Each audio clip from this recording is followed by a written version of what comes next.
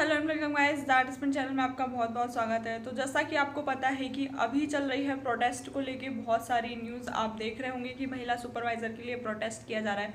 जैसा कि आपने मेरे लास्ट वीडियो में देखा भी था, मैंने कहा था कि बहुत जल्दी प्रोटेस्ट की डेट अनाउंस की जाएगी, जो कि डिसाइड हो गई है।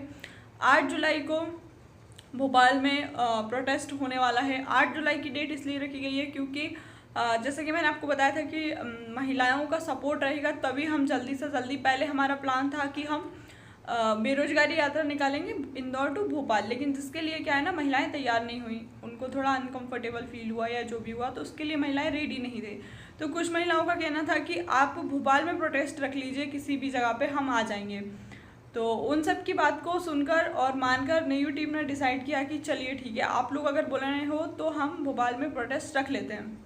सबसे पहले तो कैंसिल हो गया था कि प्रोटेस्ट अब करना ही नहीं है, कोई मतलब नहीं है, क्योंकि आप जब सपोर्ट में नहीं आ रहे हो तो फिर कोई सेंस नहीं निकलता है। 25-30 महिलाएं प्रोटेस्ट नहीं कर सकती हैं, लेकिन फिर कुछ महिलाएं चाहती हैं कि नहीं, प्रोटेस्ट हो, हर हाल में हो, वो कर लेंगी, हो जाएगा, महिलाएं आ जाएंगी।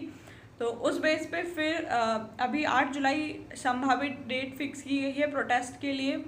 तो मैं चाहती हूँ कि आप, अगर मेरे जो न्यू भोपाल का ग्रुप है, अगर आप उससे जुड़े हैं तो प्लीज़ आप लिस्ट में अपना नाम ज़रूर दें, ताकि प्रोटेस्ट करने वालों को ये क्लैरिटी हो सके कि कितने लोग हैं हमारे साथ में, ताकि जल्द से जल्द चीज़ें आगे बढ़ सके। अभी क्या हो रहा है ना, देखो, ग्रुप में 500 लोग ज्वाइन हैं, ठीक, और 500 में से 100 लोग भी रेडी नहीं है प्रोटेस्ट में आने के लिए। तो फिर एक बार या तो खुल के मना कर दो या हाँ कर दो, कुछ तो बोल दो। पर लोग कुछ बोल ही नहीं रहे, ना ही मीटिंग ज्वाइन करते हैं, ना ही अपना कुछ बताते हैं कि आना है नहीं आना है।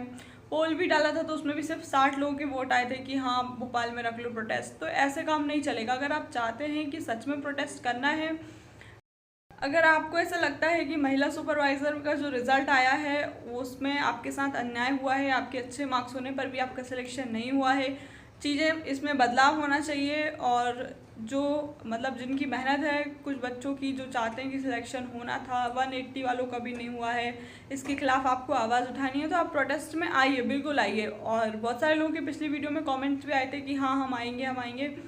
तो वो मैंने जो ग्रुप की लिंक डाली थी पिछली बार भी कमेंट सेक्शन में, अभी भी डाल दूंगी, आप ज्वाइन करें, अपना नाम दें लिस्ट में, और बेझिझक आप प्रोटेस्ट में आएँ। और आप लोगों का प्रोटेस्ट है, ये कोई आप लोगों के लिए किया जा रहा है, जिनके लिए, जिनके साथ अन्याय हुआ है। और अगर आप ही इसमें शामिल नहीं हो सकते हैं, आप सोच रहे होंगे कि देखो अब तो रिजल्ट आ गया, प्रोटेस्ट करने से क्या होगा, कुछ नहीं होता है, दूसरे एग्ज़ाम की तैयारी करो, तो आप दूसरे एग्ज़ाम की तैयारी करके भी देख लो।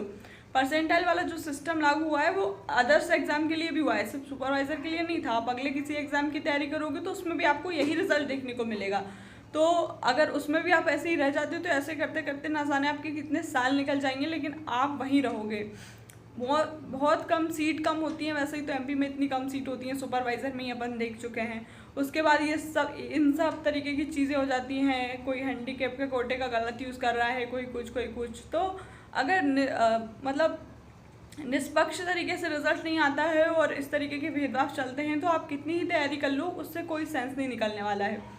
सिलेक्शन से फिर भी दूर ही रहोगे। बाय चांस आपका हो जाएगा तो और कोई अटकेगा, तो बहुत इतने लाखों में बच्चे फॉर्म भरते हैं, और जब अन्याय के खिलाफ आवाज़ उठाने की बात आती है तो हज़ारों में क्या 100 लोग भी सपोर्ट में नहीं आ रहे हैं। तो आप देख लीजिए जो भी स्थिति है। मेरा इसमें पर्सनली देखो कोई फ़ायदा नहीं है, मेरे पास तो और नेगेटिव कमेंट्स ही आते हैं कि तुम क्यों बीच में पढ़ रही हो, अब रिजल्ट आ गया है, आगे की अपनी पढ़ाई करो, MPPSC एस्पिरेंट हो, ये हो वो हो, तो क्यों तुम्हें ये सब करना है। तो मैं अपनी न्यू टीम से अध्यक्ष हूँ भोपाल ज़िले की, तो मेरे पे जो रिस्पॉन्सिबिलिटी है, मैं जो काम है वो अपना कर रही हूँ। तो आप अपना काम करिए। अगर आपको लगता है कि प्रोटेस्ट में आना चाहिए, आपको आवाज़ उठानी चाहिए, तो ज़रूर आइएगा, मोस्ट वेलकम, आपका ही प्रोटेस्ट है। और अगर आपको नहीं लगता है तो वो फिर आपकी मर्ज़ी है, लेकिन इन सब में अभी बहुत हमारा समय बेकार हो गया है। अभी हम कुछ अपना टीम वर्क करते, कुछ और अदर चीज़ें करते, लेकिन हम एक हफ्ते से बस यही कर रहे हैं कि यहाँ प्रोटेस्ट, वहाँ प्रोटेस्ट, यहाँ बात करना, वहाँ बात करना, ये सारी चीज़ें मैनेज करना, कैसे क्या करना है। उसके बाद भी कुछ चंद महिलाओं को समझ नहीं आ रहा है कि नहीं हमको सपोर्ट करना है, और उल्टा सीधा बोल रहे हैं ग्रुप में कि नहीं कुछ होगा, नहीं कुछ होगा।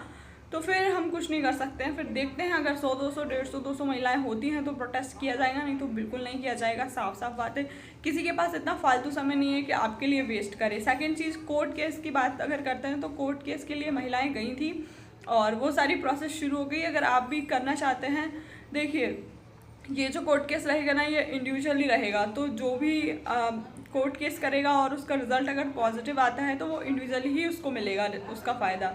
तो अगर आप कुछ करना चाहते हैं अपने फ़ायदे के लिए, आपके मार्क्स अच्छे हैं, आपको लगता है कुछ वैलिड पॉइंट्स हैं जिनके खिलाफ आप कोर्ट केस करना चाहते हैं, तो आप बिल्कुल बेझिझक कर सकते हैं।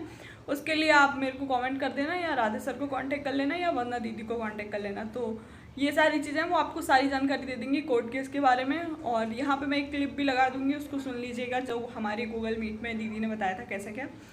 तो बस यही है, वीडियो को लाइक कर देना, चैनल को सब्सक्राइब कर लेना। Thank you so much.